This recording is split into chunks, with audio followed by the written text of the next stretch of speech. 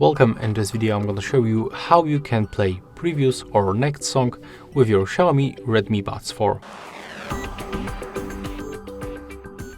So first of all, we have to be connected with this Xiaomi earbuds application. You can download it for free from the Play Store. Next, open this application and be sure that you are connected with your Redmi Buds 4. Next, you will be able to customize gestures. So right here, as you can see, we can go for the double tap or triple tap. You can decide. Honestly, I'm gonna switch. Sorry, that was the misclick. I'm gonna switch for the double tap. I would like to switch the left one for the previous song and the right one for the next song. So right now, take a look. Let's open, for example, this YouTube music. Let's play this one and let's see if it works.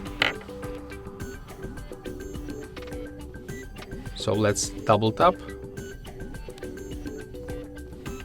As you can see, we turn next song, and let's do this for this one. It's the left one. So right here we are going to turn the previous song. And as you can see, we are back for the Filaments from Scott Buckley. Let's do this one more time.